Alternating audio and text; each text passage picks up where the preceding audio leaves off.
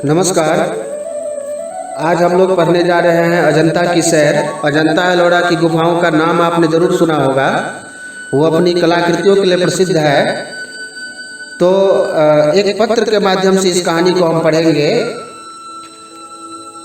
और आपको ये अंदाजा भी लग जाएगा कि कभी कभी पत्र के माध्यम से भी हम अपनी बात या कोई जानकारी अपने किसी दोस्त तक पहुंचा सकते हैं।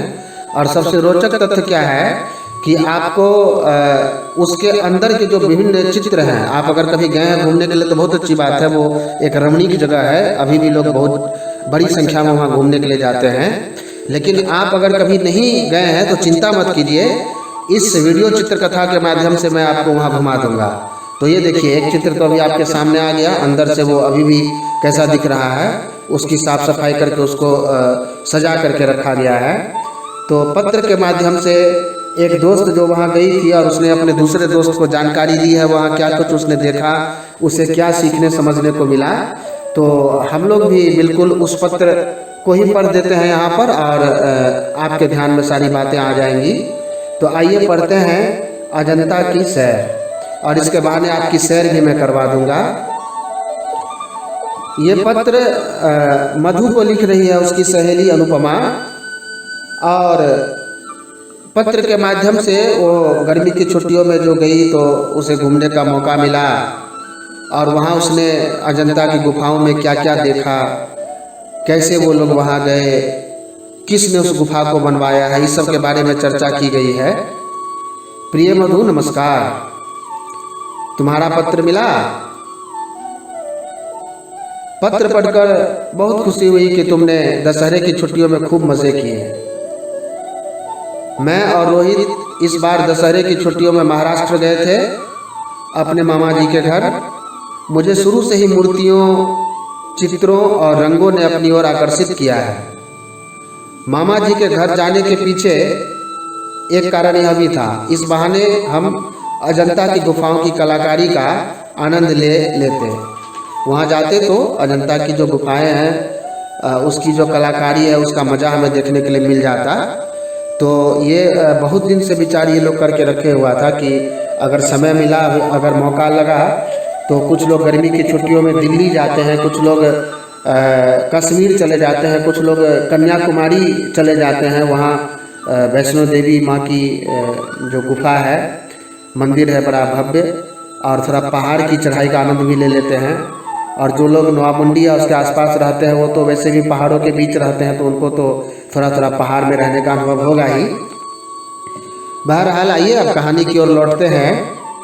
आगे वो बता रही है कि हम सपरिवार रेलगाड़ी से मामा जी के घर पहुँचे। मामी जी हमें देखकर बहुत खुश हुई और हम सब उनसे मिलकर बहुत खुश हुए। सुबह होते ही हम एक अलग सपनों की दुनिया में पहुँच गए। वह दुनिया थी अजंता की गुफाओं की दुनिया। क्योंकि अजंता की गुफाओं में दीवारों, छतों पर सुंदर चित्र बने हुए थे। जिस तरह की दुनिया हम आजकल देखते हैं, वहाँ के शहर, कस्बों की इमारतों की दीवारें आमतौर पर सपाट और कोरी होती है। कोरी मतलब खाली है, सादा है। फिर वह चाहे घर हो, ऑफिस हो या अन्य कोई जगह हो। लेकिन उस समय की जो दीवारें थी, आप चित्र में भी देख सकते हैं कि एक भी दीवार खाली नहीं है। वो कोरी नहीं थी, सपाट नहीं थी, सादा दीवार नहीं थी। हर एक दीवार पर कुछ न कुछ चित्रकारी की गई थी। आप अभी भी देख लीजिए, ये जो दीवारें हैं उसके ऊपर चित्र बने हुए हैं, उसमें रंग रोदन भी किया गया है। रंग रोदन माने चित्र को बनाने के बाद उसको रंगने का काम होता था। और आपको ये सुनकर आश्चर्य लगेगा कि ये 2000-1500 साल पहले की कहानी में बता रहा हूँ। तो 2000 साल पहले भी इतने सुंदर चित्रांकन किए गए, और अलग अलग लोगों ने किया। किसी ने चित्र बनाया तो किसी ने उसमें रंग भरने का काम किया। तो आइए लौटते हैं कहानी की ओर। शहरों में तो ज़्यादा से ज़्यादा कोई चित्र टांग दिया जाता है। घर में भी अगर बच्चे पेंसिल या रंगों से दीवार पर अपनी कलाकारी दिखाएं तो उन्हें अक्सर डांट पड़ जाती है। एक बार रोहित को डांट पड़ चुकी है, लेकिन अजंता की गुफाओं की दीवारों, छतों को देखकर ऐसा लगता है कि लोग कोरी दीवारें पसंद नहीं करते थे। तब लोग अत्यधिक प्रकृति प्रेमी थे। दरअसल अजंता की गुफाएं एक अत्यंत रमणीक जगह पर बनी हुई हैं, रमणीक मतलब अच्छी जगह, घूमने लायक जगह जहाँ मन लगता हो। गुफाओं के अंदर, गुफाओं के भीतर बड़े बड़े कमरे, मंदिर और सभागृह हैं। वो जो आजकल आप लोग देखते हैं ऑडिटोरियम हॉल, वो सभागृह का ही विकसित रूप है। तो सभागृह मतलब ऐसा स्थान जहाँ बहुत सारे लोगों को बिठाया जा सके, इकट्ठा किया जा सके।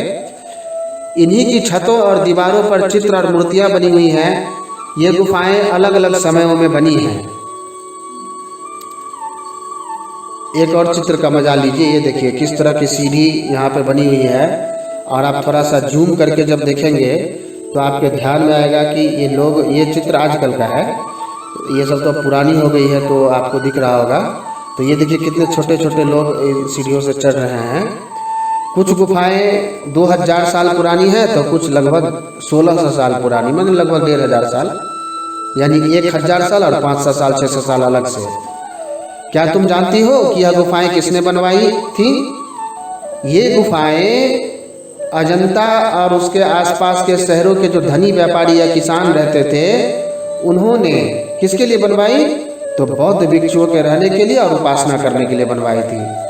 दरअसल बौद्ध भिक्षुओं को इन गुफाओं में रहकर पढ़ना, पढ़ाना, ध्यान लगाना पसंद था।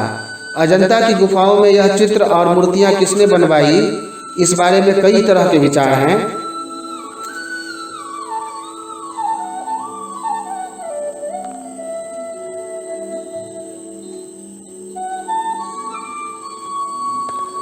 एक और चित्र देखिए आप, चित्रकारी का ये उत्कृष्ट नमूना है। इसमें वहाँ के नगरवासी हैं, महाराज मुकुट पहनकर बैठे हुए हैं, साथ में महारानी हैं और नर्तकियाँ उनका मनोरंजन करने में लगी हुई हैं। तो ये दीवारें खाली न रह जाए इसलिए कुछ न कुछ चित्रकारी वे लोग किया करते थे, और उसमें वहाँ की कला झलकती थी। अभी भी है ये चित्र। तो किस तरह की उन्नत कला थी उस समय में, वो आपको देखने के लिए मिल सकता है।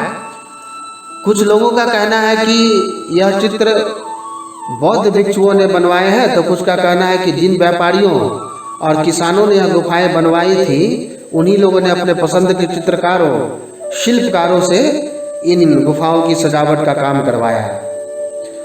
मुझे इस बारे में दिलचस्पी थी कि अजंता के चित्रों के मुख्य विषय क्या है, जैसे आप बोलते हैं थीम क्या है, माने किस विषय पर केंद्रित करके कोई काम किया गया है, तो उसको मुख्य विषय बोलते हैं। तो इन चित्रों का मुख्य विषय बुद्ध के जीवन से जुड़ी जातक कथाएं और बौद्ध धर्म है, लेकिन शायद चित्र बनाने वालों को आसपास के जीवन को सजीव रूप देने में भी रुचि थी, उनको पसंद था।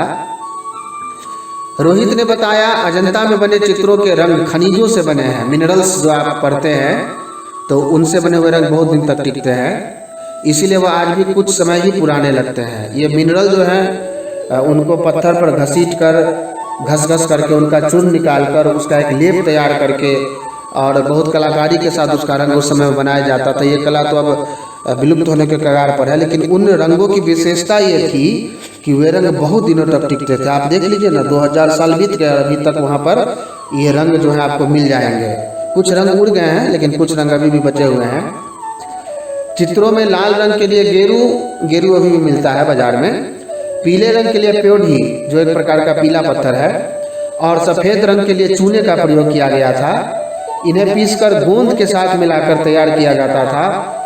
नीले रंग के लिए लेपिस लजूली नाम के पत्थर का उपयोग किया गया। यह पत्थर अफगानिस्तान से मंगवाया गया, लेकिन इस नीले रंग का प्रयोग बहुत ज़्यादा नहीं है। अजंता में सबसे अधिक हरे रंग का प्रयोग हुआ है। हरा रंग बनाने के लिए ग्लूकोनाइट नाम के पत्थर का प्रयोग किया गया, जो आसपास के पहाड़ों पर मिल जाता था। कुछ रंगों को बनाने के लिए पौधों का भी प्रयोग किया गया, जैसे होठों के लिए लाल रंग, लेकिन यह लाल रंग तो उड़ गया है।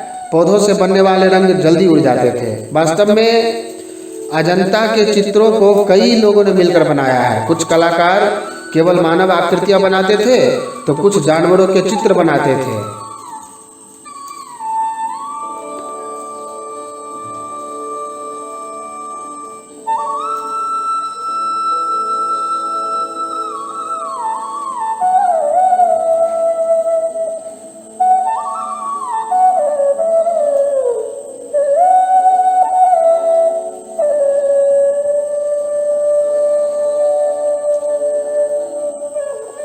कुछ पेड़ पौधों के चित्र बनाते थे तो कुछ चित्रों में रंग भरने का काम करते थे। अजंता के चित्र अनेक कलाकारों की मिलीजुली प्रतिभा के उत्कृष्ट नमूने हैं। अजंता के चित्रों ने, कलाकारी ने हम सभी का मन मोह लिया। हमारी संस्कृति कितनी समृद्ध है, अजंता इस बात का प्रमाण है। अजंता की यादों को अपने मन में संजोए हम वापस आ गए, तुम्हारी सहेली अनुपमा। तो ये पत्र जो है वो अनुपमा लिख रही है और उसका सफ़र कैसा रहा, सफ़र के दौरान उसने क्या क्या देखा, क्या क्या जानकारी उसे मिली, इन सब बातों से उसे अवगत कराने का प्रयास कर रही है।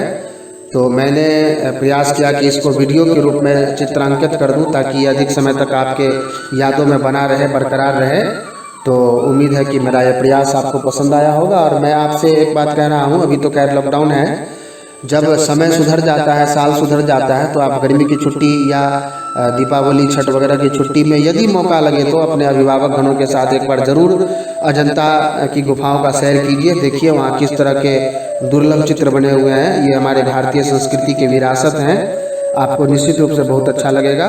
मिलते हैं फिर, बहुत बहुत धन्यवाद। अगर आपने हमारे YouTube चैनल को अब तक सब्सक्राइब नहीं किया है तो आपको यहाँ सब्सक्राइब बटन दिख रहा है, इस पर आप क्लिक कीजिए और हमें सब्सक्राइब कर लीजिए। और साथ ही साथ इसके सामने एक नोटिफिकेशन बेल आ रहा है, इसे भी आप इनेबल कर दीजिए ताकि आपको तुरंत नोटिफिकेशन मिले जब भी हम कोई नई वीडियो अपलोड करें।